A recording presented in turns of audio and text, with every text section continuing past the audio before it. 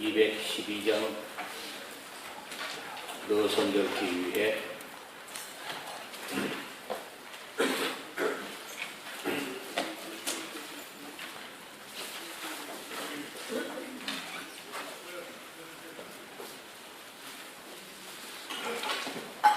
너 성결케 위해 늘 기도하며 너 주 안에 있어 늘 성경 보고 온 형제들 함께 늘 사귀면서 일하기 전마다 너 기도하라. 너 성결케 위해 내 머리 숙여 전일이 계신 내 주께 빌라. 주 사이에 살면 주 닮으리니 널 보는 이마다 주 생각하리. 너 성결케 위해 주 따라가고 일가도 봐요 당황치 말고 잠결가올 때나 또 슬플 때나 너 주님만 외고 늘 따라가라. 너 성결케 위해 늘 안심하며 내 소원을 주께 다 맡기어라. 너 성령을 받아 주 섬겨 살면 저 천국에 가서 더 잘 섬기리.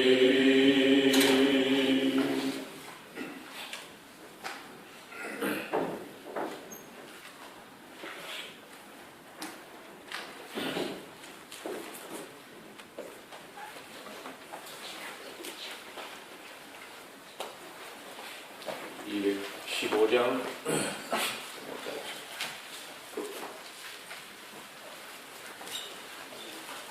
이 죄인을 완전케 하옵시고 내 마음속에 거하신 원합니다. 제 가운데 빠졌던 몸과 마음을 있는보다도 이게 하옵소서.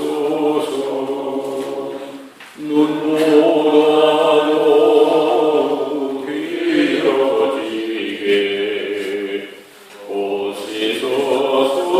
정결케 하옵소서. 저 보좌에 앉으신 주 예수여 몸드리는 일까지 도우소서.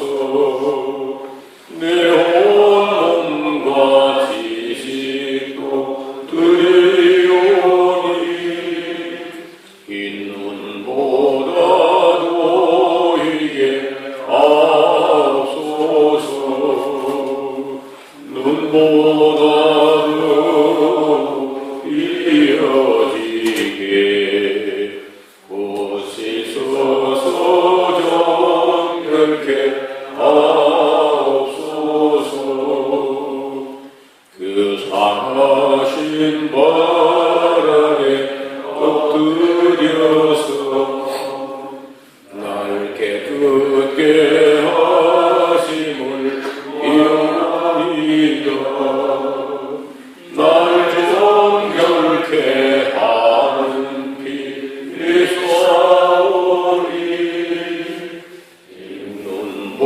눈보다도 이게 하옵소서.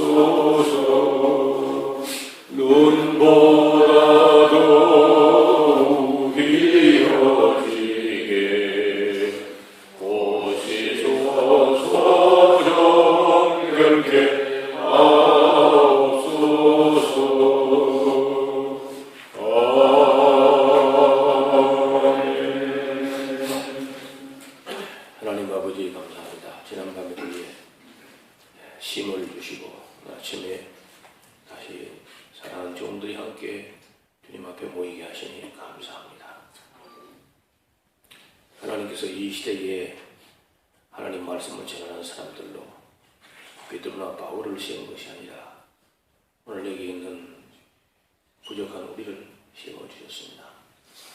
자, 감당을 하게 하시고 막중한 소임을 온전히 감당할 수 있도록 맑은 정신을 주시고 경건한 마음과 두려움과 떨림으로 우리 주신 직분을 잘 감당하게 하옵소서. 예수님 이름으로 기도하옵나이다. 아멘. 성경 말씀은 베드로전서 4장 7절에서 11절. 베드로전서 4장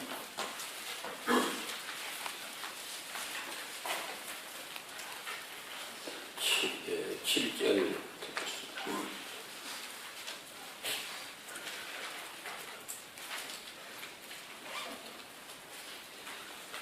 만물이 마지막에 가까웠으니 그러므로 너희는 정신을 차리고 근신하여 기도하라. 무엇보다 열심으로 서로 사랑할지니 사랑은 다한 죄를 덮느니라.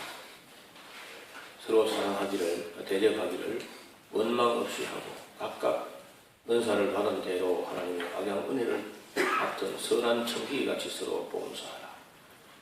만일 누가 말을 하려면 하나님의 말씀을 하는 같이 하고 누가 봉사하려면 하나님의 공급하시는 힘으로 하는 같이 하라. 이는 범사의 예수 그리스도 말미암아 하나님의 영광을 받으시게 하려 하니 그에게 영광과 권능이 세세에 무궁토록 있느니라. 아멘. 사도 베드로께서 특히 장로들에게, 장로들 하면은 오늘 우리 교회에 말하는 장로하고 다르고 교회의 지도층에 있는 인도자, 목회자 이런 사람들이 보고 하시는 말씀입니다. 만물의 마지막에 그때 가까웠으면 지금은 아무래도 많이 가까웠겠죠. 그래서 마지막이 될 때에 어떤 영적인 그런 분위기나 특성은 성경 도처에서 긍정적으로 기록하는 데가 하나도 없고 마지막이 되었을 때는 그야말로 말세적인 대혼란과 그리고 마귀의 최후의 발악과 같은 그 마귀가 좀 파산 공세가 일어나는 그런 대혼란이 예언되어 있습니다. 제가 어제 소개했던 오해와 진리라고 하는 그 책에서도 종말에 관한 오해 중에 말세의 영적인 대부흥이 있다고 하는 오순절 교단식의 그런 생각은 매우 잘못된 생각이고 마지막에는 영적인 대부흥인데 그 영은 악령입니다. 악령의 대부흥은 있고 성령이 역사할 수 없는 인간들이 얼마나 패역하고 악한지 성령이 가까이 할 수도 없을 만큼 아주 무시무시한 악령의 대폭풍 같은 그런 일이 일어날 것으로 예언되어 있습니다. 그래서 여기 보면은 만물이 마지막에 가까웠을 때 그러므로 우리는 어떻게 되느냐? 첫째, 정신을 차리지 않으면 됩니다. 정신 차리지 않으면요 어느 귀신에게 물려갔는지 모르게 어느 영에 휩쓸려가는지 모를 만큼 악령에게 우리가 휩쓸려 간다는 겁니다. 정신을 차리고 근신하여 기도하라. 범사에 삼가하고 조심하는 그런 마음으로 기도해야 되는 마지막 때가 정말 어렵단 말이죠. 그 다음에 세 번째는 무엇보다 서로 사랑해야 된답니다. 에베소 교회가 좀 좋은 교회이고 바울의 영향을 가장 오래 받은 교회요. 바울이 장기간 사역했던 교회고 하지만 그 교회가 큰 실수를 범하는데 이단을 색출한답시고 지나치게 감시를 하고 서로 믿지 않는 눈으로 바라보면서 처음 사랑을 잃어버렸던 그런데 교회가 사실 사랑을 잃어버리면 다 잃어버린 건 마찬가지입니다. 믿음은 아무것도 의미가 없어요. 사랑이 없는 믿음은 아무 의미가 없습니다. 그래서 교회가 사랑을 잃어버렸다는 것은 사실은 다 잃어버린 거나 마찬가지고 사랑을 잃어버렸다는 것은 하나님을 잃어버린 거나 똑같아요. 그리고 그 교회는 얼마 안 가서 예수님 말씀한 대로 촛대를 옮긴다고 되어 있는데 촛대뿐 아니라 영적으로 변질됩니다. 아시는 대로 431년에 에베소에서 마리아가 하나님의 어머니라 하는 그런 끔찍한 결정을 하게 되고 지금 가보면 에베소는 도시도 없어져 버렸고 교회도 없어져 버렸습니다. 그래서 처음 사랑을 잃어버렸다는 것이 에베소 교회만의 일이겠습니까? 저는 오늘 대부분의 교회가 정말 사랑이 없는 걸 보게 되고 우리 자신들도 정말 불법이 성화해서 그런지 정말 사랑이 식어지고 있는 것 같아요. 어디를 가도 마찬가지예요. 그래서 무엇보다 열심히 서로 사랑해야 된다. 그 다음에 서로 대접하기를 원망 없이 하고 교회에 무슨 손님이 오거나 이럴 때 대접을 하기는 해야 되는데 서로 원망하거나 부담스러워하거나 지금은 이제 순회 교역자가 순회하는 그런 일은 많지 않은데 초대교회는 항상 목회자가 상주하는 목회가 있기 때문에 순회 전도자가 순회하면서 이제 말씀을 전하고 절대 한 곳에서 일주일 이상 머물지 못하게 규정이 되어 있다고 합니다. 규정이. 만약에 일주일 이상 머물고 있다면은 거짓 선지자로 분별해서 좋다 할 정도로 한 군데 그저 죽치고 앉아있는 전도자는 가짜라고 분별할 정도로 그렇게 오래 머물지도 못하게 했어요. 왜냐면 그 오래 머물면은 대접한다는 게 그게 한 끼 두 끼 말이지 여러 날 있게 되면 그게 어려워질 수 있는 거예요. 그래서 자칫하면 서로 대접하긴 하는데 서로 원망하면서 이렇게 할 수 있다. 그래서 이런 거는 요즘하고는 좀 다른 문제지만은 초대교회에서는 그게 아주 심각한 문제가 되었다는 거죠. 그 다음에 은사를 따라서 선한 청지기같이 서로 봉사하라. 모든 올 바람직한 은사는 교회를 봉사하라고 주신 겁니다. 자기 자랑하라고 주신 것이 아니고 그래서 어떤 학자는 다른 모든 은사는 은사고 방언의 은사는 어떤 은사 같지만 은사가 아니다. 왜냐하면 교회에 아무 유익이 없다는 거예요. 그리고 교회를 섬기는 것도 아니고 자기 유익만 구하는 사람들이 고린도서는 그렇다는 얘기를 듣고 바울이 한 말을 인용하면서 다른 은사는 다 교회를 섬기라고 봉사하라고 주신 것이다. 이렇게 얘기를 합니다. 여섯 번째 이제 오늘 드린 말씀의 핵심이 여기인데 말을 할 때 하나님의 말씀을 하는 같이 해라. 내 생각에는 이런 소리를 많이 하지 말아라. 안 할 수 없지만은 그게 자꾸 많이 나오면 그런 내 생각만 있습니까? 네 생각도 있지요. 또 다른 생각도 있지. 이런 것들이 교회에서 충돌하게 되면 그는 교회가 시끄러워져요. 말을 하려거든 하나님 말씀하는 것처럼만 하고 나머지는 말 안 하는 게 잘하는 겁니다. 그래서 베드로 사도께서도 이제 그렇지만은 야고보서에도 말을 적게 하라. 말로서 실수가 없으면 온전한 사람이다 할 정도로 말을 많이 하고 함부로 하는데 지금 현대교회는요 그냥 아무 분별 없이 마구 떠듭니다. 너나 나나 할 것 없이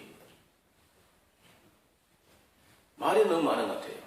별로 쓸 말은 별로 없는데 그러면서 말이 너무 많이 났다. 그런 생각을 늘 합니다. 그 예수님 말씀에 사람이 무슨 무익한 말을 했든지 이에 대해서 심판을 받을 텐데 네 말로 옳다을 받고 네 말로 정죄함 받을 것이다. 일반인도 그러하겠거든 하물며 설교자, 목회자이겠습니까? 그래서 그 오해와 진실이라는 책에서 그 설교자가 설교 제멋대로 하는 거, 지 하고 싶은 말 다 하는 거, 자기가 하고 싶은 말을 내세우기 위해서 성경을 이용해 먹는, 얘는 아주 악한 정인들이고 그거는 정직히 말하면 설교자가 아닙니다.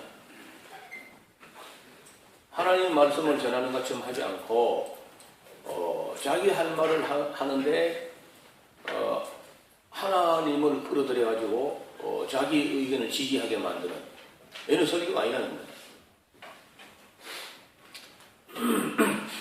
그래서 제가 설교를 들어볼 때 그 들어보면 저 교회 빚이 있구나, 냄새가 나요. 그러니까 그 속에 보면 하나님이 하시고자 하는 말씀을 목사가 대언하는 게 아니라 목사 자기 하고 싶은 말을 하는데 성경을 이용해 먹는 그런 설교는 설교가 아니라는 겁니다. 그런 사람들이 영적으로 굉장히 위험에 있는데 그걸 인식을 잘 못하는 것 같아요. 아무도 누가 바른 말 안 해주니까.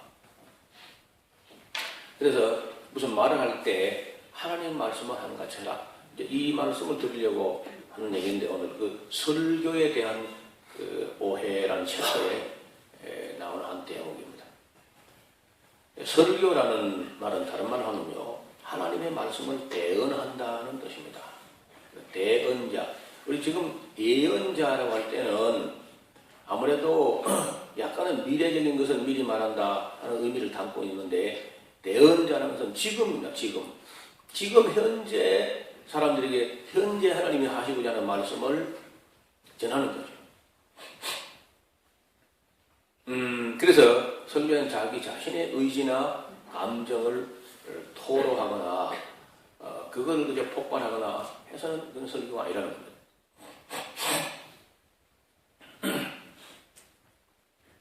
성경에는 설교라는 말은 없습니다. 성경에는 우리말로는 그런 말이 없고 설명이라는 말은 꽤 여러 번 나옵니다. 설명. 그럼 뭘 설명하느냐? 자기 욕심을 설명하는 것이 되면 안 되고 하나님의 말씀을, 하나님이 하시고자 하는 말씀을 전하는데 성경만으로서는 성도들이 다 읽기만 해서는 이해 안 되는 부분이 있기 때문에 설명한다는 차원에서 그쳐야 돼요.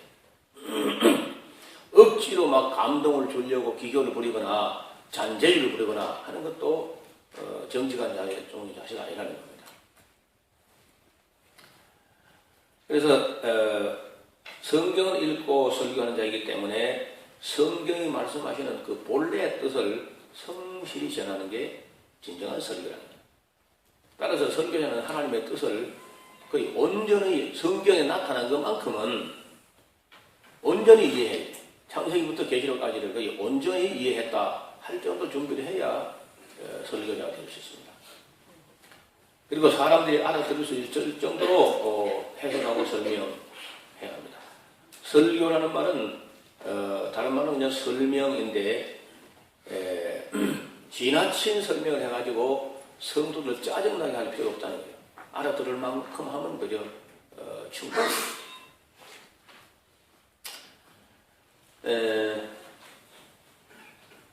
설교자는 하나님 말씀을 설명하여 가르치는 사람인데 설교자가 충분히 준비할 것은 성경 말씀을 전체를 이해하고 있어야 합니다. 부분을 이해하는 사람은 오해하기 쉽고 전체의 뜻에 맞지 않는 소리를 하기 쉽습니다. 그래서 종교개혁자들의 성경 해석 원리가 성경이 성경을 해석한다. 다시 말하면 전체가 부분을 해석한다는 겁니다. 전체를 바로 안 사람만 부분도 바르게 전한다는 거죠. 전체를 바르게 알지 못한 사람은 부분도 바르게 한다면 보장이 안 된다는 거예요. 그래서 통전적으로 성경을 보고 그 자체를 원만하게 이해하는 사람만 정상적인 설교를 할 수 있다는 거예요. 그래서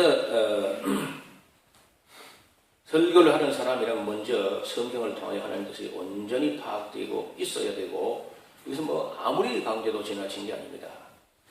두 번째, 설교자의 자세입니다. 하나님 말씀을 전하는 사람 자세는 실수가 없어야 되는데, 말과 행동에 실수가 없어야 되는데, 실수가 없기 어렵지 않습니다. 그 말하는 사람으로서 실수자의 대표자는 모세였습니다. 모세와 아론이 하나님의 거룩함을 나타내지 아니하고 자기 감정을 폭발했다가 그 때문에 더 가나안 땅에 못 들어간다 하는 책망을 들을 정도로 하나님께서 굉장히 진노하셨던 일이 있습니다. 그래서 민수기 10장 10절부터 13절에 있는 그 충격적 얘기는 우리 모든 목회자가 깊이 새겨들어야 됩니다. 말하는 사람의 실수는 그런 일이 있다는 겁니다. 그런데 지금 제가 오늘 그 설교를 볼 때 너무 하나님 말씀이 아니고 목사하는 사람 소리가 80, 90% 있는 것 같아요. 하나님 말씀이 흐르지 않고 목사의 말씀이 흐르고 있다는 거예요. 강단에서. 굉장히 위험한 겁니다. 그 다음에 말 듣는 사람의 실수가 있습니다. 말 전하는 사람의 실수도 있고 말 듣는 사람의 실수가 있는데, 그 대표적인 사람은 사울이라고 할 수 있어요. 사무엘이 하나님 말씀을 대언해서 명령을 했는데 이를 건성으로 들었다는 거예요. 아말렉을 진멸하라고 분명히 일렀는데 듣는 거는 대충 듣고 가서 행동은 제멋대로 해버립니다. 그리고 살찐 송아지를 끌고 왔다가 혼이 나고, 여호와께서 염소나 송아지 피나 그런 피를 그쳐 그 목소리 청종하는 것을 기뻐하는 것이 기뻐하시겠나이까. 왕께서 여호와의 말씀을 저버렸으므로 여호와께서 당신을 저버린 거예요. 자, 우리가 사울 같은 사람은 그저 전쟁에 나가다 보니까 막 거기에 씩씩거리면서 혹시 그럴 수 있을지 모르나, 우리는 지금 그런 전쟁에 나간 쫓기는 그런 마음도 아니고 성경책까지 우리 손에 다 들려서 성실히 전하라고 주셨는데, 그 성경책을 정성들의 성실히 다 보다라고 건성으로 읽고 건성으로 제멋대로 설명하면 이 죄가 작은 죄이냐는 거예요. 그래서 전하는 사람도 잘 듣고 전해야 되고, 우리는 듣기도 잘하고 전하기도 잘해야 돼. 얼마나 어려운 위치에 있느냐. 여러분, 설교자가 얼마나 위험하고 얼마나 어려운 위치에 있는지 깊이 생각해야 됩니다. 우리가 먼저 사울처럼 들으면 안 되고 모세처럼 실수하면 안 되는 거예요.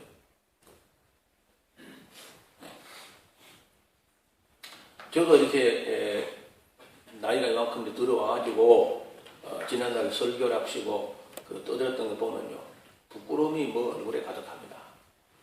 잘못 전한 게 많은 거예요. 돌아보면은. 그때 이런 따끔한 얘기를 해주는 분이 한 분도 없었어요. 신학교 교수들도 기교, 설교, 도입, 예화 이런 거 했지, 설교하는 자세라든지 마음가짐이라든지 어떤 실수하면 안 되는 이런 거 제대로 말해주는 교수가 한 분도 없었어요.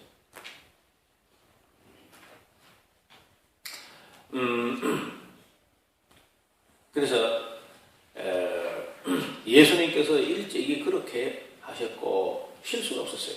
예수님 한마디도 그 다음에 사도도 그래 했고 좀 베드로를 우리에게 부탁하고 있습니다. 무슨 말을 하려고 할 때 설교자이고 목회자는 하나님 말씀을 하는 것처럼 해라. 그 다음에 작금의 설교자들이 설교하는 거 보면은 거의 다 설교자 자신이 하고 싶은 말을 늘어놓는 경우가 많아서 문제라는 겁니다. 설교자의 마음에 자기 야망을 성취하려는 욕망이나 야망이 너무 지나치게 되면은 틀림없이 순수하게 설교가 안 됩니다. 그래서 그 욕심을 내려놔야 돼요. 이게 이제 까딱하면 우리가 하나님 앞에 설 때 큰 책망받을 수 있다는 거예요. 설교자는 하나님의 뜻을 가감하지 않고 성실이 있잖아요. 이 가감하지 말라는 말도 여러 번 나옵니다. 성경에 적은 3번, 4번이나 나오는 말씀인데 우리는 예사로 더하고 예사로 빼먹고 건너뛰고 생략하고 외면해버리고 어떤 책은 아니야 손도 안 대고 그저 목회 끝내는 사람도 있다는 거예요. 저는 그게 아무래도 마음에 걸린다. 그래서 재미가 있든 없든 간에 의미가 있으면 전해야 돼. 그리고 성경에 의미 없는 책이 어디 있겠어요? 재미없는 책은 많이 있지만은 의미가 없는 책은 없다고 봅니다. 그래서 제가 66권을 다 전하고 가르치자. 예배 때는 뭐 적절하지 않은 그런 부분도 있습니다. 성경 부분에. 예배 때 설교의 어떤 본문으로서는 적절하지 않다고 생각되는 그런 본문이 있죠. 근데 그런 거는 또 건너뛰고 어떤 특강 때문에 하든지 하더라도 성경 안에 담겨있는 의미라고 하는 것은 여기 성경을 기록한 사람들이 자기 개인의 어떤 소견이나 이런 걸 뭐 필요한다고 하면 우리가 읽을 필요가 없죠. 그건 네 개인의 생각이고 그런 사람들은 다 성경을 기록한다고 했던 사람들은 거의 다 하나님의 뜻을 담아냈다고 생각하는 거예요. 그 사람들이. 그래서 우리가 그걸 가치 있게 생각하는 거예요. 그래서 성경을 통전적으로 말할 때 포괄적으로 말할 때는 하나님의 말씀을 하는 거 아닙니까? 그렇다면 거기 의미 없는 책이 한 권도 없다는 거죠. 그래서 우리가 그걸 다 전하자는 거예요.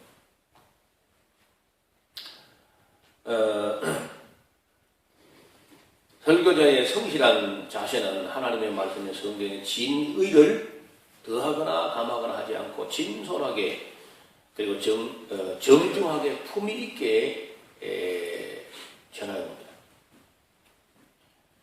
그래서 우리 그 백성철 목사님 가지고 뭐 갔나요? 아이들 때문에?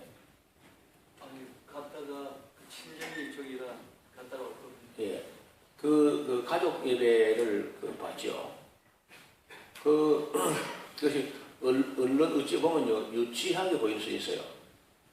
그러나 그것이 왜 그런 포럼이 중요하냐 하면은 똑같은 음식이라도 어떤 그릇에 담아서 내 문화에 따라서 요리의 가치가 달라지게 되고 식탁을 대하는 자세가 달라지게 됩니다. 일회용 스티로폼에 담아주는 음식하고 가장 참 품이 있는 그런 그릇에 담아서 상에 차려서 주는 음식은 다르게 받는 입장에서 그래서 이 기독교가 실패한 게 문화에 실패했다는 겁니다. 이 가정에서 토요일 유대인들은 금요일 저녁 하는 겁니다. 그 식사가 금요일 저녁 해질 때 하는 그 안식일 식사인데 우리는 그 안식일을 안식일에 토요일 그렇게 하는데 토요일 저녁에 상을 차리고 엄마는 그저 토요일 하루 종일 그 저녁상 하나를 내기 위해서 정성을 기울여가지고 음식을 마련하고 그리고 음식이 맛있기 때문에 아이들이 기다리지 않겠어요? 그리고 그런 잔치를 한 주에 매번 한 번씩 이렇게 하니까 굉장한 정성이 들어가야 됩니다. 엄마로서는. 편한 것만 생각하는 현대 여성들은 꿈도 꾸지 못하는 일입니다. 그 사랑의 수고를 마다하지 않고 굉장히 폼 있게 전부 한복으로 다 갈아입고 전기불도 있죠. 근데 분위기가 다르잖아요. 촛불을 한 게. 촛불을 켜고 그리고는 상을 반대 차려가지고 그런 문화 속에 그 음식과 정성 속에 하나님 말씀을 담아가지고 아이들이 전한다는 겁니다. 우리가 지금 오늘 교회에서 예배하는 형식도 막 자기 편한 대로 자기 감정 내킨 대로 막 떠들고 잔치하듯이 막 이렇게 시끌벅적하게 해버린 것 같다. 그거 갖다 찬양이랍시고 그렇게 하는 거하고 몰몬교 모르몬 태고나콜 과열하는 그 유명한 성가대가 감사를 올리되 가장 아름다운 화음에 맞춰서 예배를 올리는 걸 한번 가서 보면은 누가 와서 봐도 교리 진리를 모르는 사람은요, 몰몬교가 진짜고 기독교는 다 가짜다. 누가 봐도 그렇게 볼 겁니다. 그래서 유대인들이 뭘 선거했냐면요, 그 가정에서 굉장한 가정 의례라는 그 예식이라는 문화에다가 말씀을 쌌다는 겁니다, 보장을. 그런 굉장히 정돈된 그 많이 연구되고 다듬어진 그 문화의 그릇에다가 이 진리를 싸서 아이들에게 먹인다는 거예요. 그걸 평생을. 그러면 절대로 유대교를 떠나지 않는다. 그리고 이방인들을 보면 그냥 개처럼 먹는 사람들이다. 어제도 그 어떤 우리 미국의 선교사님 이야기하는 게 일회용 뭐 스티로폼에 담아가지고 막 그냥 배고파서 허겁지겁 그냥 먹고 그 쓰리생 확 다 버리는 이런 식의 문화이기 때문에 이런 이 기독교가 잃어버린 게 두 가지가 있는데 하나는 권위와 하나는 품이라는 거예요. 권위와 품위를 잃어버렸는데 권위는 윤리에서 나오는 것이고 품위는 문화에서 나옵니다. 우리는 이 문화라는 것을 귀찮다고 하는 이 사고방식 때문에 특히 우리 여성들이 귀찮다는 말은 무슨 귀하지 않다는 말이거든요. 귀찮다, 귀하지 않다는 거예요. 이걸 귀하게 안 여겼다는 우리는 그 문화를 안에 알맹이만 성경 말씀만 전하면 됐지 이 문화가 뭐 그 포장이 뭐 중요하냐. 이게 이 아주 썩어 빠진 사고방식이 미국에서 왔습니다. 이른바 프래그마티즘이라고 그래요. 실용주의라고. 그래가지고 이 윌리엄 제임스라는 사람의 철학인데 이 프래그마티즘이 다 귀찮다는 전부 다. 그래서 막 편하게 쉽게 하면서 문화를 상실하면서 우리는 품위가 떨어져요. 그러니까 품위가 없고 권위가 없으면 남은 게 뭐 있죠? 미심만 남아요. 욕심하고 미심만 남아있습니다. 그런 모습들이 오늘 우리 기독교 모습으로 다 드러나버립니다. 특히 여성들이 막 가정에서나 교회에서나 귀찮다. 그래서 편하게 제일 편하면 죽는 게 제일 편합니다. 죽어 누워있으면 제일 편하죠. 그러니까 이걸 사랑의 수고를 통해서 아름다운 문화를 담아서 거기에다가 진리를 담아내야 되는데 이게 이제 잘 안 됐다는 거예요. 우리 기독교는 실패한 거예요. 가정에서. 그래서 이것이 이제 다 큰 사람들은 늦게서 이제 하려면요. 그게 유치해버리고 쑥스럽고 한데 아이에게는 유치한 게 아니죠. 그게 바로 경건이죠. 경건의 모양이 있다는 겁니다. 그 사람들은요. 내용은 몰라도 일단 경건의 모양이 있잖아. 우리는 경건의 내용, 능력은 놔두고 경건의 모양도 없어져. 모양이 없으면요. 그 폼이 없으면 담길 안에 내용도 없어져 버립니다. 그래서 이 그리스도인들 가정이나 교회에서 뭘 할 때 최대한 가다듬어서 품위를 생각하고 그 품위에 맞는 문화를 끝없이 아름답게 연구를 해야 돼요. 우리 여기 원직교회에 있을 때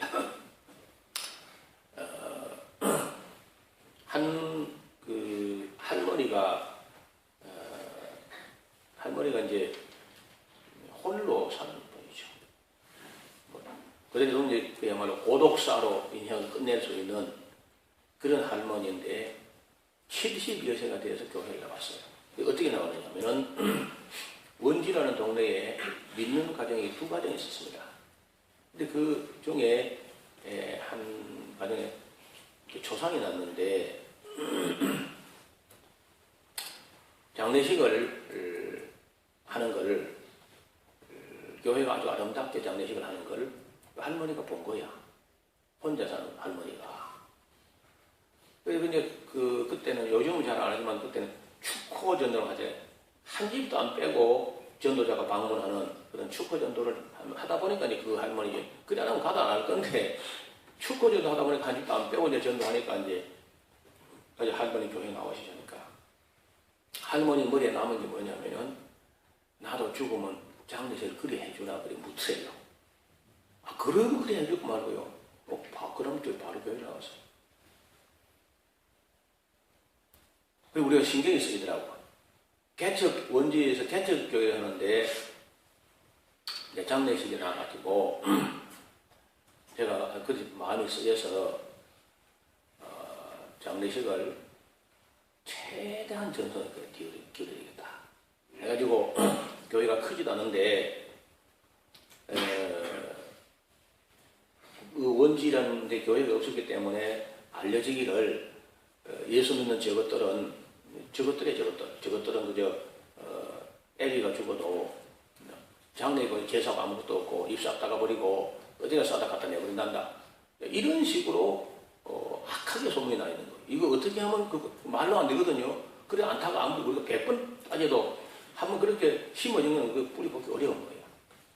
그래서 2차 판에 이제 한번 본때를 보여줘야겠다 하고 장례식을 준비하는데 성가대 다 장례식 하는 날 바로 휴가 내라고 했어요. 직장 다. 가족 중에 누가 돌아가셨다고 이제 해가지고 우리 가족이 믿으면 다 가족이니까 형제 자매들. 그래가지고 휴가 다 내가지고 이제 성가대가 하는데 그 장례식장에 성가대가 설교자 뒤에 이렇게 반원으로 이렇게 딱 둘러서가지고 설교는 거의 안 하다시피 하고 성경을 한 절 두 절 읽고 또 찬송을 찬양으로 하는데 그때 우리가 제일 다듬어 준비했던 찬양이 본향을 향하니 하는 노래있죠.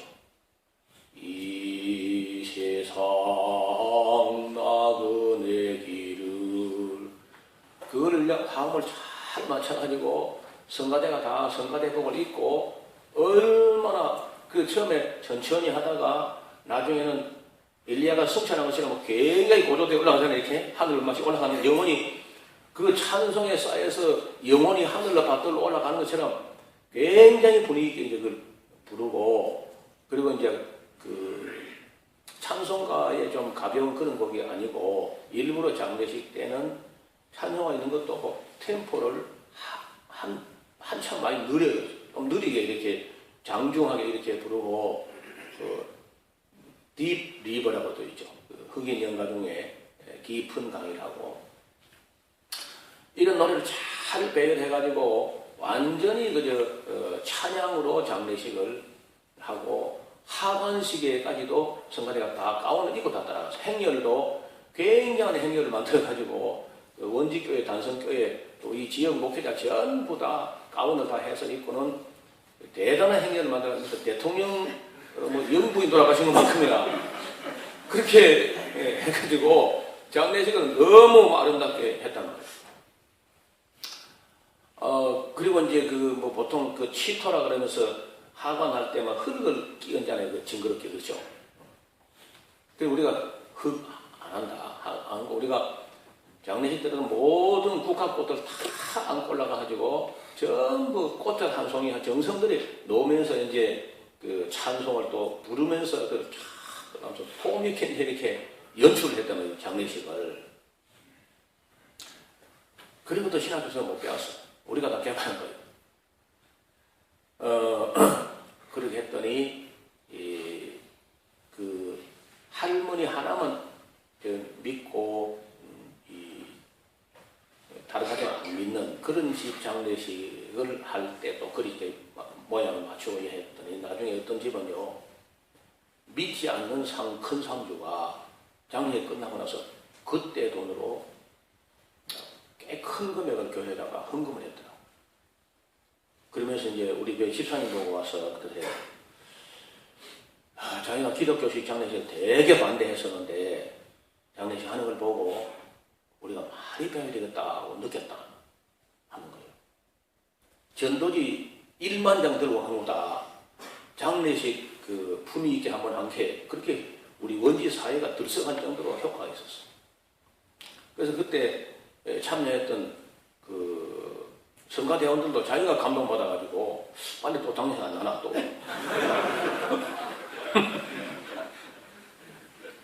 그런 정도로 문화가 굉장히 중요합니다.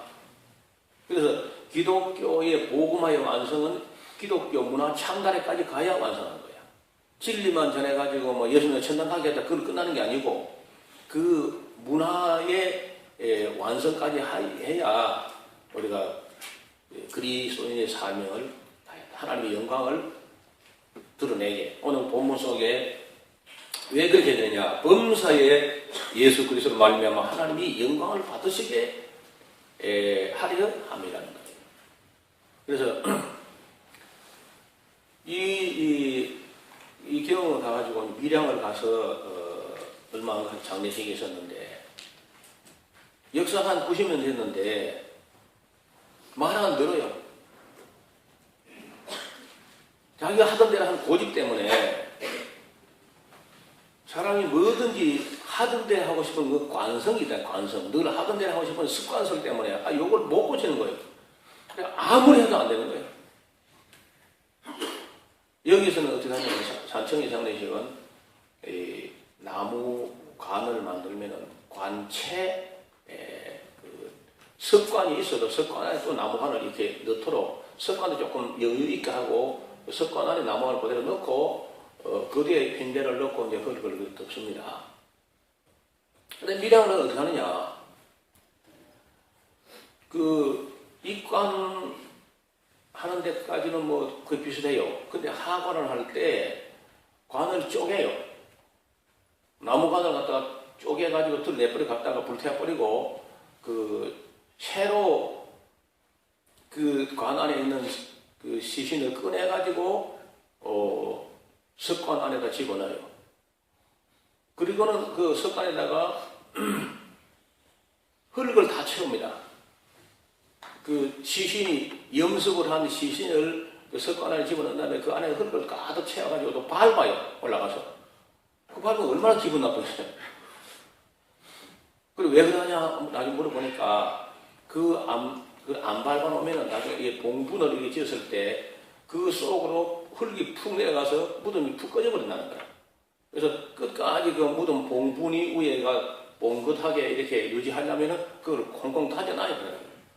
그래 한만 돌아가신 분의 시신이지만 거기다 흙을 내고 그것을 위에 서서 신나게 밟는데 한 번도 마음이 제가 안 편한 거예요. 근데 그 사람들은 다 그래 하는 거니까 그게 옳다고 하는데 하여튼 뭐 그 9년이나 있으면서 장례식 할 때마다 저는 기분 나빴어. 근데 그걸 못 바꾸겠더라고. 여러분 이 한 가지로 굳어진 문화를 손대는 게 얼마나 어려운지 몰라요. 그래서 밀양에서는 9년 있으면서 내 마음에 흡족한 장례식을 한 번도 못 해봤습니다. 얼마나 고집을 가지고 우기는지 안 되는 거예요. 그리고 우리 또 기독교인들은 그래 하려 해도 다 믿으면 되는데 집안 사람들까지 와서 막 하관식에 싸움 날 판이다. 얼마나 사람들이 거치고 말이 많은지. 그래서 막 결국은 포기하고 말하지. 지금도 그래. 지금도 저는 결혼식도 우리가 뭐 그렇지만 나는 결혼식은 간소하게 할수록 하나님 앞에 오히려 간소는 우리가 사람들로부터 인정을 받지만 장례식은요 너무 그 허술하게 품위 없이 하는 거는 좀 깊이 생각해 봐야 돼. 문화가 좀 중요하다는 거야. 자꾸 편한 대로 쉬운 대로 그저 이렇게 하다 보면 막 간소화 해가지고 너무 해가지고 죽은 사람에 대한 어떤 그런 그 장례 예식 자체가 너무 우리가 기독교인들이 좀 지금 소홀한 것 같다. 그래서 제가 우리 교회 성가대에다가 본향을 향하여 하는 그런 노래를 평소에 좀 연습을 좀 해놔라 하기도 하고 아니면 그 녹음을 좀 해놓든지 어떻든 문화가 참 중요하다는 겁니다. 그래서 우리가 기독교 교육에 있어서 범사에 품이 없는 짓을 하지 않도록 우리 교회에서는 원지 있을 때부터 아이들에게 그때는 과자가 얼마나 건강에 안 좋은가 그런 건 잘 모를 때인데 그래도 과자를 잘 못 사게 교회에서 왜 못 사냐? 아이들에게 아이들 세워놓고 손에 과자 들려주는 거 굉장히 품이 없어. 내가 아무리 봐도 거지도 아니고 하나님의 아들들에게 거지처럼 그 과자를 나눠주냐? 만약에 아이들을 대접하려거든 반드시 상을 차리라. 상을 차리고 정중히 상에 초대해라. 인격적으로. 그리고 과자를 주면은 그 과자를 들고 다니면서 먹는 모습도 전혀 품위가 없고, 또 그 먹고 또 그 과자 봉지나 껍데기나 이런 걸 아무데나 또 버리거나 하면 그건 더 또 품위가 없는 거 아니에요. 그런 거를 못하게 교회에서부터, 교사들부터, 장로님들부터 이 교회 그 그리스도인들의 삶의 품위에 대해서 깊이 고민하고 생각해봐요.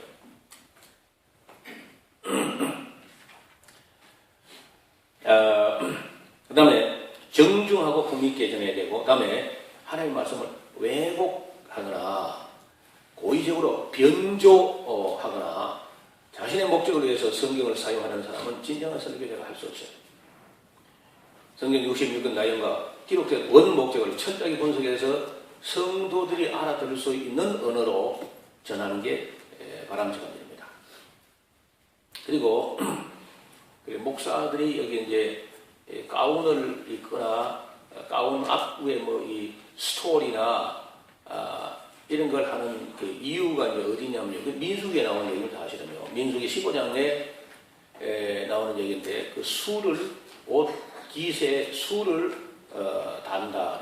그 왜 한번 읽어볼까요? 민수기 15장 37절입니다.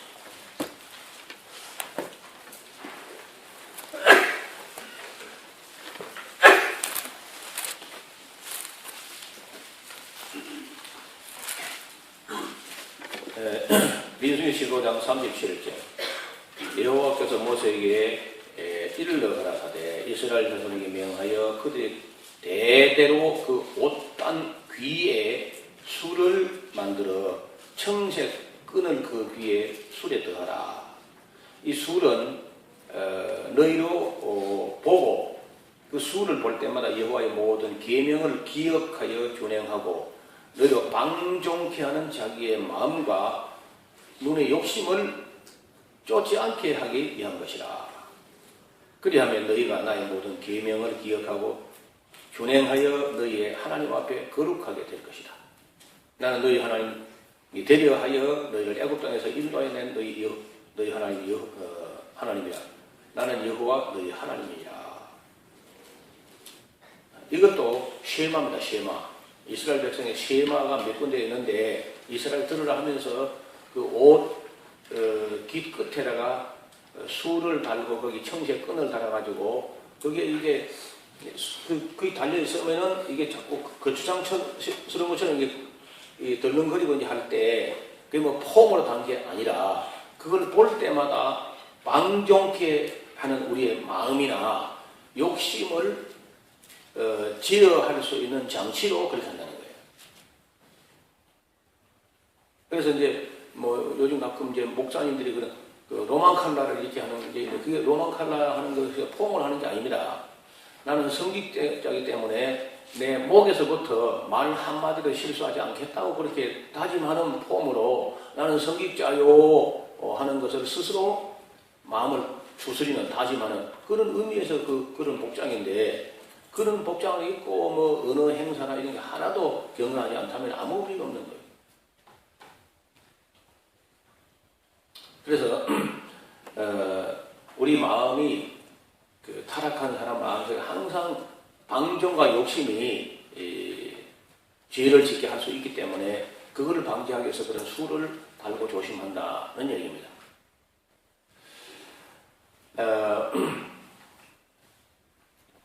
그 다음에 설교를 듣는 사람의 자세인데 설교를 듣는 사람의 자세도 중요합니다. 예배 시간에 설교자는 하나님 말씀을 읽고 하나님 뜻을 전하는 시간이기 때문에 회중도 사람의 말로 들을 것이 아니라 하나님 말씀으로 들어야 합니다. 근데 그게 잘 안 돼요. 대부분 설교자가 오늘 목사가 무슨 말 했다. 오늘 하나님이 무슨 말씀 했다는 생각을 안 해요. 그건 가짜 예배입니다.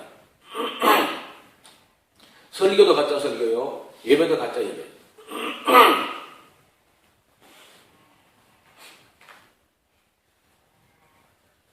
그래서 그래서 우리가 이제 우리 교회하고 부산 샤론 교회는 이 예배 시간에 본문 말씀을 성경 말씀을 하나님 말씀을 봉독합니다 하면은 회중이 다 일어서서 듣습니다. 예배 시간에 일어서서 듣고 본문 낭독 끝나면 자동으로 이렇게 앉고 그러니까 저는 생각할 때 뭐 예배 시간이니까 이것도 이제 하나의 굳어진 문화라서 바꿀 수가 없을 것 같은데 내 생각 같으면은 본문 읽을 때는 회중이나 낭독자나 함께 서서 듣고 설교할 때는 지금처럼 앉아있으면 좋겠어요. 설교하는 사람도. 그럼 마음이 많이 차분해지잖아요. 말하는 사람도 차분해지고 듣는 사람도 말하는 사람이 서서 이야기하니까 불안하잖아요. 정서적으로 안정이 안 되고 예수님께서도 앉아서 말씀하셨다 그래요. 그리고 그 회당에 가보면요. 히브리인들이 쓰던 회당에 가보면요. 모세의 자리하는 의자가 있습니다. 그래서 서서 하나님 말씀을 읽고 앉아서 강론을 했던 것 같아요. 지금 그냥 바로 또 2단, 3단 하겠지 한국서. 그래서 이 문화가 한번 잘못되면은 그리고 이 설교자들이요 서서 하니까 오래 할 수가 없어요 이야기를. 사실은 좀 그 깊이 있게 하려면 아무래도 시간이 필요합니다.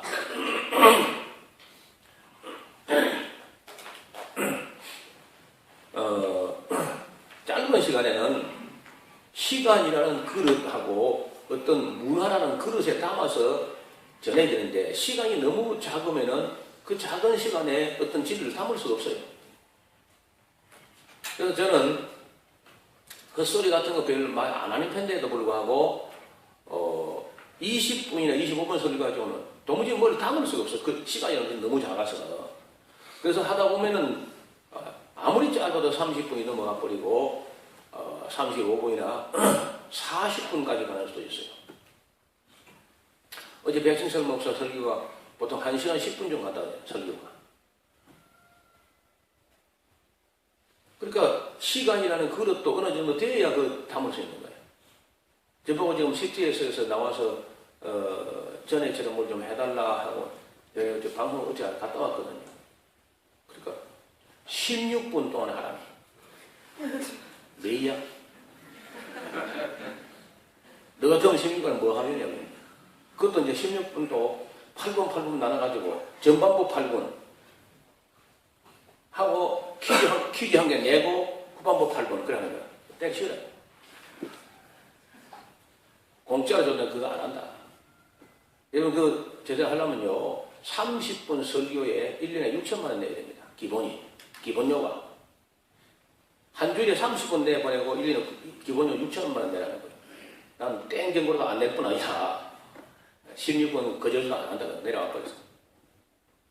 그랬더니 뭐 내부 회의를 해가지고 30분 무료로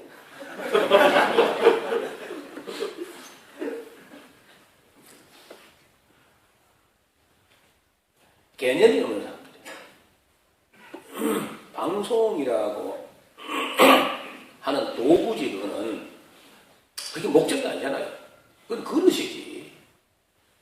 음식에 그릇을 맡아야지 그릇에 음식을 맞출 수 없잖아요. 그래서 정말 강의나 설교를 잘 할 수 있는 사람이 있는데 최정상 교수라고 여기서 한 5, 6번 참여하고 제가 하도 사람이 똑똑하고 경건하고 해서 교수가 뭐 정리한 게 아니라 신학을 하고 자꾸 내가 신학을 했어요. 총신대 대학원 과정을 전학년 1등 했을 겁니다. 이 양반. 근데 또 추천을 해가지고 10대 소개를 해가지고 이제 내가 못하는 대신에 이런 사람들도 10대에서 나가서 좀 성경 말씀을 전할 수 있으면 좋겠다. 일찍이 소개를 해가지고 결국은 이제 신학원 가서 목사가 되고 나서 10대에서 나왔는데 15분 주더랍니다. 그 15분 그래서 이제 앞에 뒤에 오프닝, 클로징 음악 멘트 시그널 다 빼고 나면 뭐 있겠어 그게. 그러니까 뭐 아무것도 아무리 그 유명한 사람도 이름이 최정상인데 안 되는 거예요. 그러니까 방송에 이제 그 반응들이 시들해가지고 8번 하고 때리셨다. 그리고도 방송국이 왜 그런 훌륭한 사람이 방송을 했는데 남는 게 없었는지를 모르는 거니 사람들이.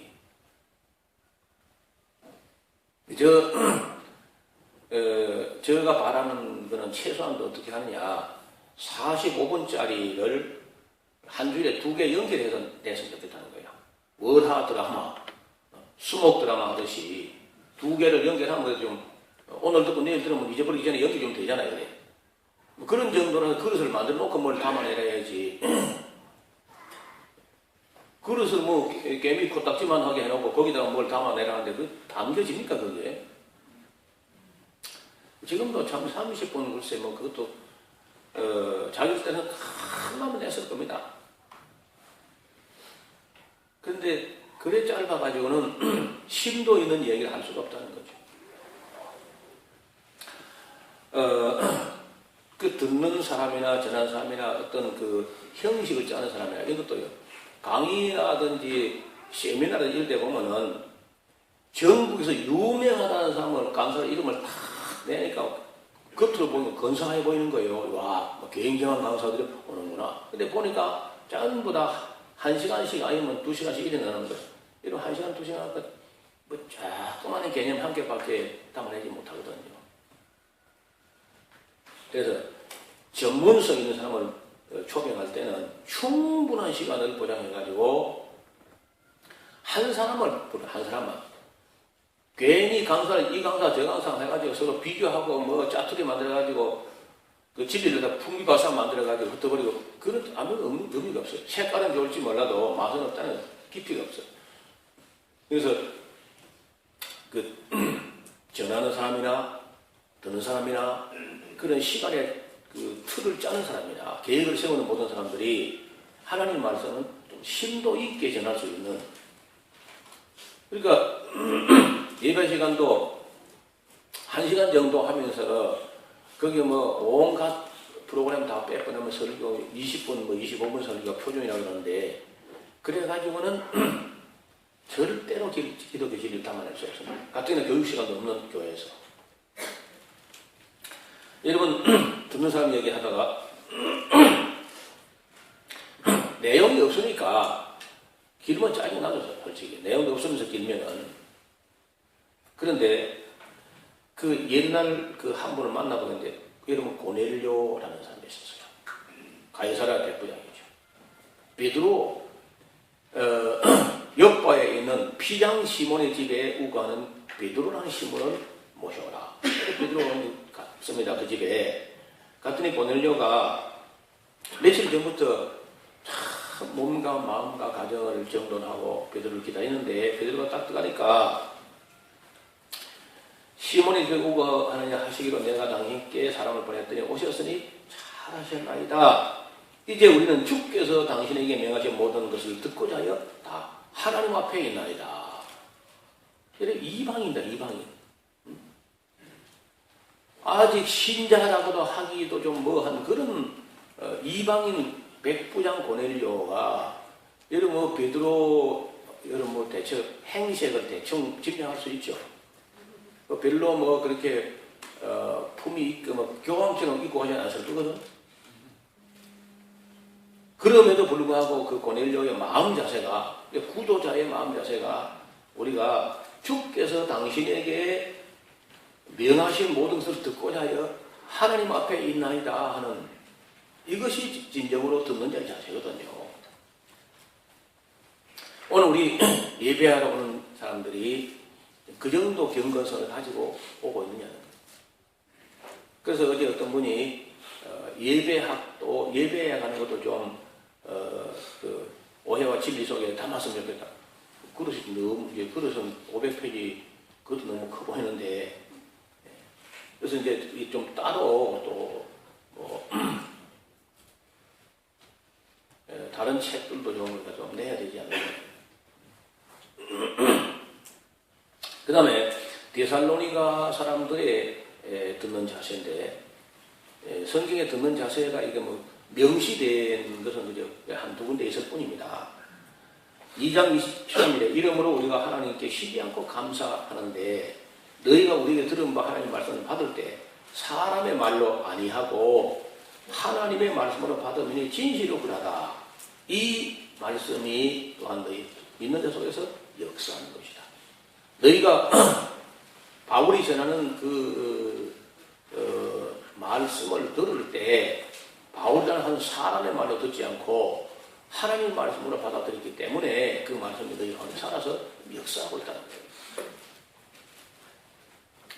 아니, 오늘 우리 한국교회 성도들이 고넬료라든지 데살로니가 사람들이 듣는 것처럼 정중하게 듣고 있는지, 전하는 우리들은 정말 그렇게 잘 전하고 있는지 깊이 생각해야 돼요.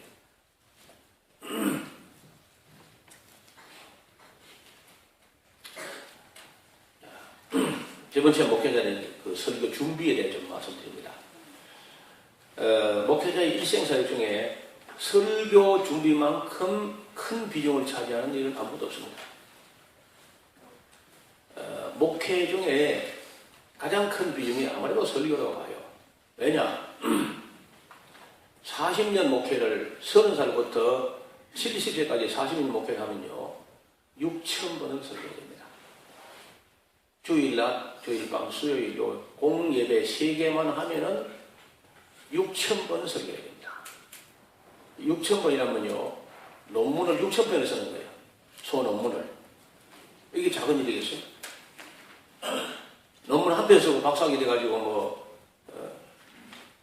석사학위, 학사학위 3개 쓰고 박사까지 돼가지고 박사가 써도 되는데 우리 목사는요 6,000편을 써야 돼요. 논문을요. 하기만 하면 끝나는 게 아니고 사람 마음속에 심어져야 되고 응답하게 해야 되고, 이거 어떻게 작은 일이겠어요?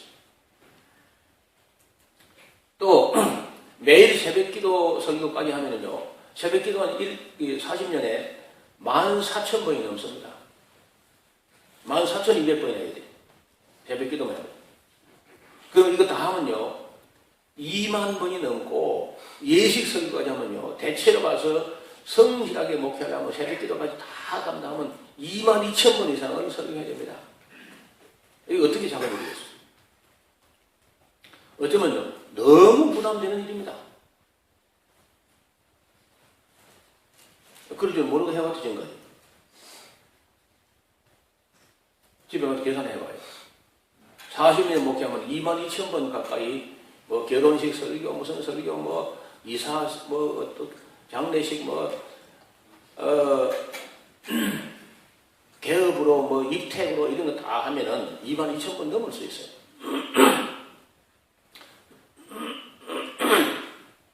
그래서, 굉장히 큰 부담인데, 준비를 뭘 하냐. 설교로 준비하려면 끝이 없습니다. 22,000번 어떻게 준비해? 그거 못해요. 그래서 설교로 준비하려고 하지 말고 성경을 준비해. 22,000번 설교한다는 마음을 먹고 성경 공부를 하면요 열심히 해놓으면 그냥 아무 데 가서나 거의 시적절한 말씀이 항상 준비되어 있는 거죠.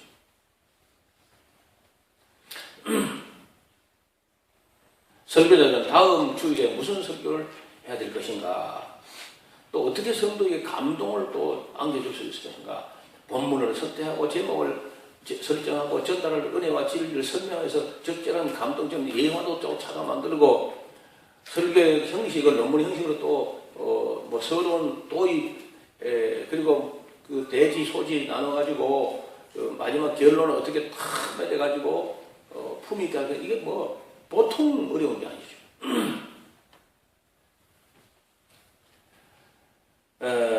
그래서 이 많은 설교를 감당하기가 굉장히 큰 부담이 될 겁니다.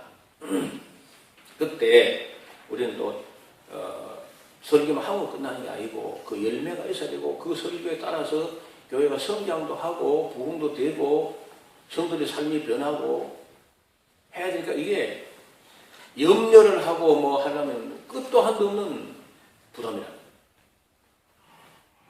그리고 마지막 때는 우리가 또 오늘은 성도 앞에 서면 내일은 주님 앞에 서야 돼요. 내가 정말 잘 전했다고 칭찬받을 수 있겠는지, 잘했다 착하고 충성된 종아하고 칭찬이 있을 것인지 말 것인지, 이 고민이거든요. 젊은 목사들 아직 고민 안 되는 거냐. 나이가 들면요 고민이 되는 거예요. 이제 그 하나님의 선택 얼마 안 남았습니까?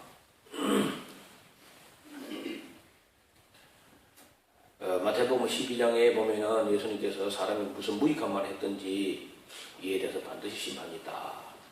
네 말로 어렵다고 받고 네 말로 정경을 받을 것이다. 두려운 말씀이거든요.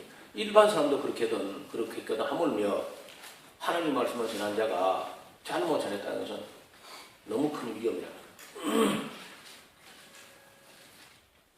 야고보서에 보면 3장 1절에 그 선생된 우리가 더 큰 심판이 있는 줄 알고 많이 선생이 되지 마라. 더 큰 심판이라는 게 비교적 더 큰 심판이 되어 있지 않고 헬라어 원문에는요 메이존 크리마가 있다 그랬어요. 메이저급 심판이 있다. 목사에게는 메이저급 심판이 있으니까 많이 목사가 되지 말아요. 예수님 동생 야고보가 말을 좀 실수한 적이 있었어요. 예수님을 두고 메시아라고 안 믿은 거예요. 늘 염려하면서 항상 예수님보다 자기가 더 똑똑한 척하고 주장하고 그 집안에 예수님은 약간 자유롭고 이 야고보는 의인 야고보라 할 정도로 너무 경건한 나머지 이 율법학자 서기관도 야고보에게 시비를 못 걸었다 그래요. 그 정도로 경건하다 보니까 예수님을 항상 무시하고 좀 약간 좀 시원찮게 보고 염려하고 또 찾으러 다니고 이렇게 하다가 예수님이 덜큰 능력이 있는 건 확실하니까 그래서 아마 그 야고보가 볼 때는 예수님을 보고 좀 불경하지만 능력은 확실히 있다. 뭔지 모르지만은 그래가지고 그 능력 때문에 뭔가 하긴 할 거다. 이런 생각을 하고 하면서 그 가족이라도 믿지 아니하밀러라 그렇게 돼 있어요. 근데 그 야고보가 한 말이야. 딴 사람들은 뭐 예수님을 무시하거나 할 입장이 아닌데 야고보는 상당히 예수님을 염려했던 것 같아요. 근데 예수님께서 그런 능력이 있기 때문에 그렇게 쉽게 어디 당하거나 할 것 같지는 않다. 그 정도로 생각했을 것 같은데 너무 힘도 없이 저항도 뭐 반항도 못 해보고 체포돼가지고 그냥 십자가에 못 박히고 나니까 그리고 사람이라는 어떤 사람이 사형 쓰면요 그 사형 선고를 받았어도 집행까지는 상당한 기간이 흘러가야 되거든요. 혹시라도 진범이 잡히거나 아니면은 지금 기소에 문제가 있거나 하는 걸 숙고할 수 있는 충분히 기간이 있는데 그냥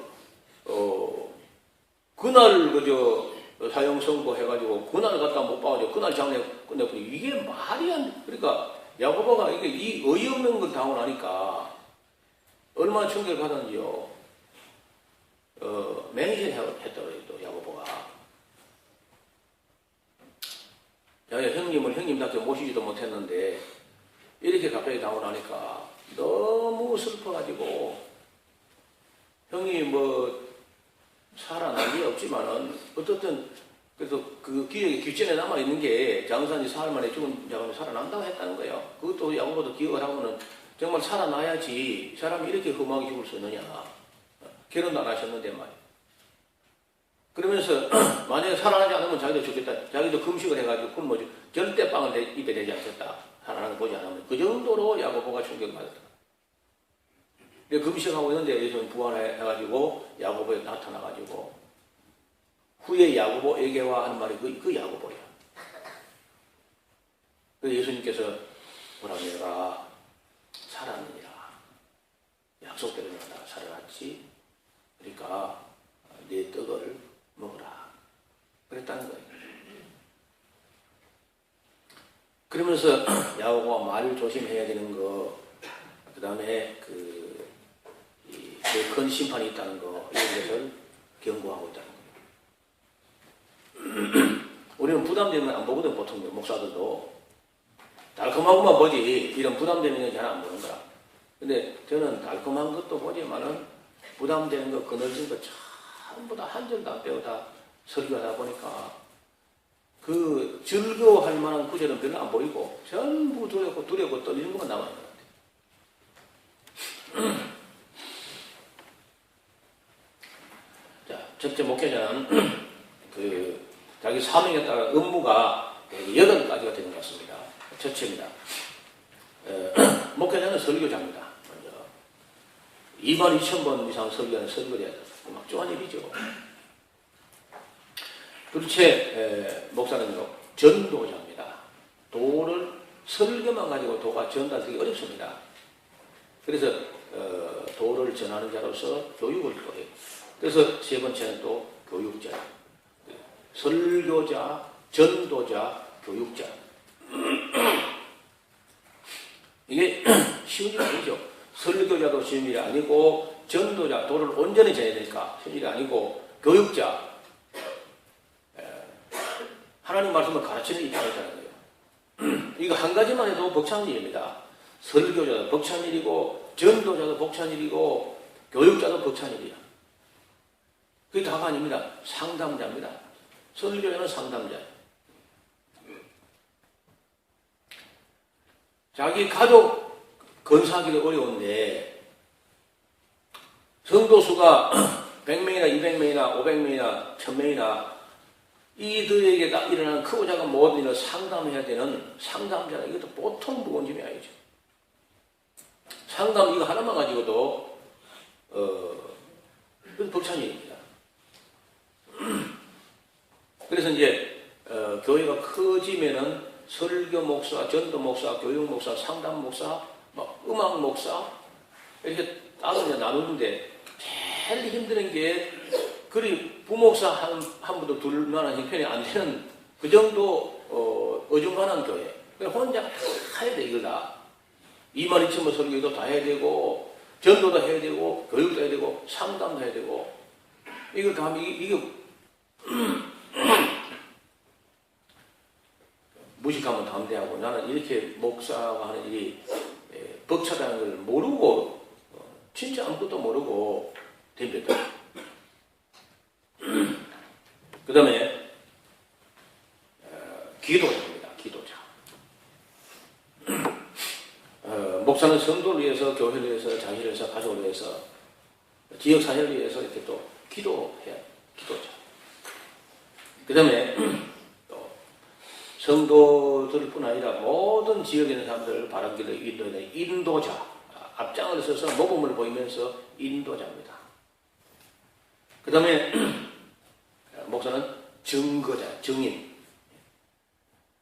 창조주 하나님을 증거해야 되고, 타락한 인간을 증거해야 되고, 구세주 하나님을 증거해야 되고, 보혜사 하나님을 증거해야 되고, 심판주 하나님을 증거해야 돼요. 이걸 증거하지 못하면 증인으로 탈락이야, 탈락. 너희 나의 증인이라.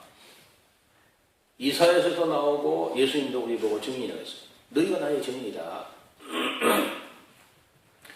증인은요, 증언서에 나갈 때 증거 문서에서 능통해.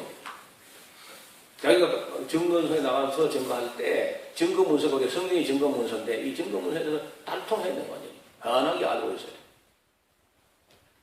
그래서 마지막으로 목사님은 감독자입니다. 관리자 혹은 감독자. 이 8가지 사명이 그 외에도 자질구레한 일이 있습니다만은 크게 나눠서 설교자, 전도자, 교육자, 상담자, 기도자, 인도자, 증거자, 감독자, 관리자 이렇게 감독자란 말, 관리자 같은 말인데 이 8가지 사명은 피할 수가 없습니다. 누구 대신 해줄 수 없어요. 그냥 목사 다 해야 돼. 어쩔 수 없이. 그러니까 우리가 이런 그 목회자의 막중한 사명을 감당하기 위해서 우리가 얼마나 노력하고 얼마나 공부하고 얼마나 준비하고 얼마나 자기를 성찰하고 한번 생각해보고 이게 얼마나 어려운 일인지.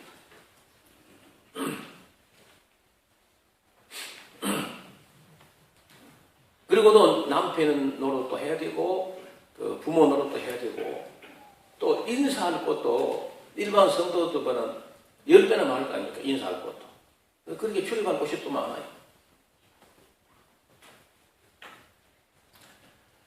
자, 이 모든 것, 설교자, 전도자, 교육자, 상담자, 기도자, 인도자, 증거자, 관리자 이걸 다 감당해서 가장 기본이 역시 성경이라는 겁니다.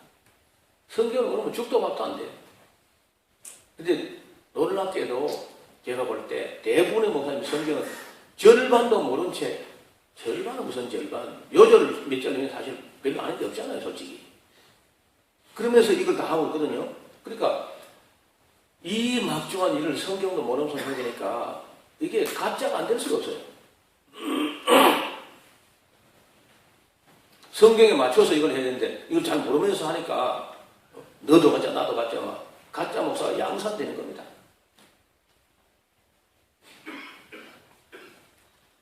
그 신학교에서는 정작 실무적으로 중요한 가장 중요한 성경도 안 가르치고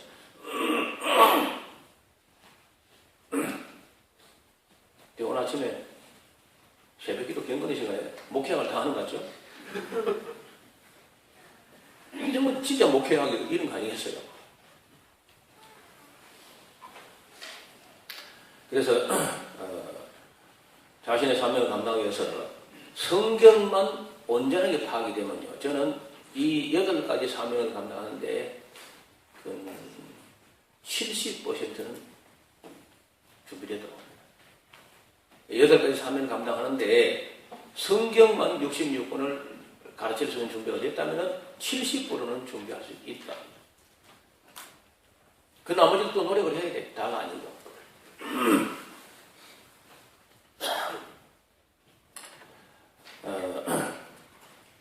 그래서 저는 이렇게 많은 업무를 너무 과잉해서 복잡하게 해가지고 헷갈리게 해버리면은 목사는 거짓 선자가 되고 성도는 들어도 안 보고 기억도 안 남고 기억도 안 남은 걸 실천하는 꿈 같은 얘기니까 자칫하다가는 목사도 신자도 다 함께 가짜가 돼가지고 심판받을 소지가 있다.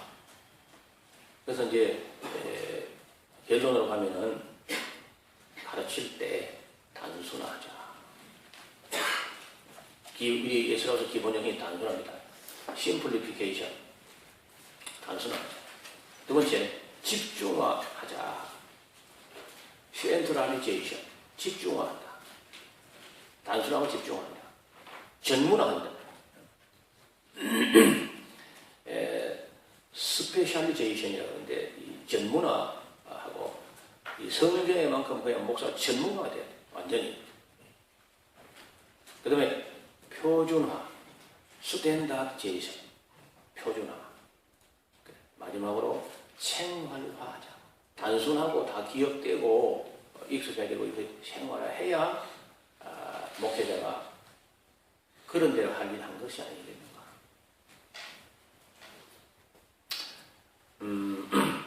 저랑 같이 그걸 뭐 여기 지금 아침 말씀대로 다 하고 있다는 것이 아니라 이렇게 해야 맞지 않냐는 거예요. 저도 뭐 기간이 얼마 안 남았지만은 여기 말씀들이 여기에 맞춰서 최선을 다하려고 노력을 하고 있고 또 어디 젊으신 분들도 자기를 가다듬어서 목회자로서 갖출 품을 다 준비하고 8가지 사명 다 담당해서 준비하는데 맨 기본 준비가 성경을 파악한다. 그러면은 설교, 교육, 참당 뭐 여러 가지가 거의 뭐 어렵지 않게 해소가 된다는 거예요. 일단 저는 설교자로서라고 하면은 대하설교, 교육이라고 하면 이제 성경 강좌, 성경 강좌는 숲을 보게 하고 나무를 보고 심의를 보는 건 대하설교를 통해서 이제 하고 하니까 상담이 있습니다. 있어도 많이 스스로 해결돼요. 그리고 제가 좀 웃은 얘기인데 우리 교회는 신방이 거의 유보 신방에 신방을 따로 대신방 이런 거 없습니다. 자기 집 신방 자기가 해라. 그렇게 하고 이제 어린애 노릇도 못하게 하고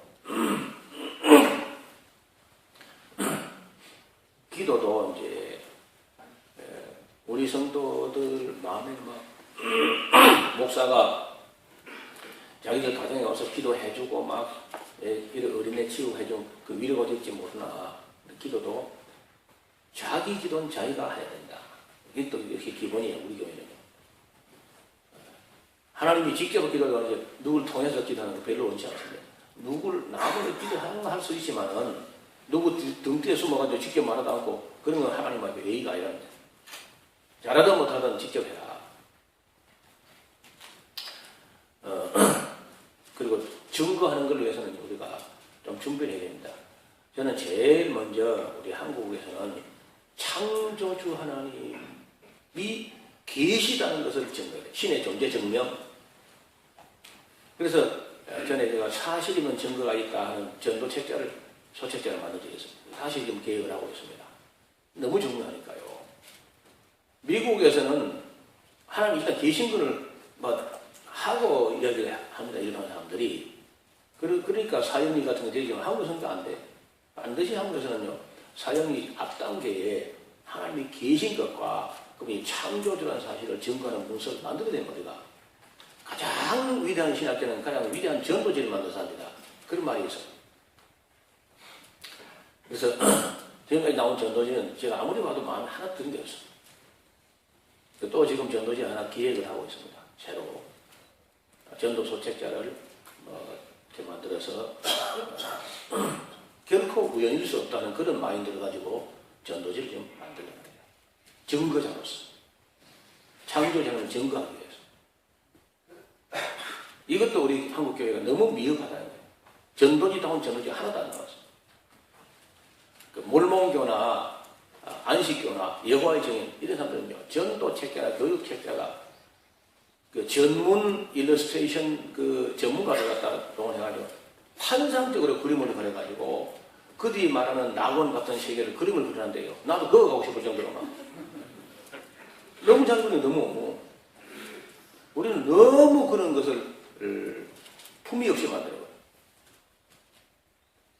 그래서 우리 에스라 하우스하고 또 앞으로 성서 할리몬이 되면은 거기 좀 학자 친구들이 좀 젊은 소장파 전문가들이 좀 모여서 이런 좋은 전도 문서, 교육 문서, 학술 문서 이런 끝없이 좀 그 출간되어 가지고 이름대로 한국 성서 할리몬 이름이 너무 거창해서 제가 출발도 잘 못하고 그러겠습니다만 늘 마음에 있던 거예요. 그래서 끝없이 좋은 교재, 좋은 문서, 좋은 전도지 이런 것들이 좀 만들어지고 또 더 중요한 것은 사람이 좀 더 모였으면 좋겠다. 좋은 젊은 목회자들이 그 일에 다 함께 협력하고 동역할 수 있기를 부탁을 드립니다. 기도하겠습니다. 하나님 아버지 감사합니다. 우리를 한없이 부족한 저희들을 불러주셔서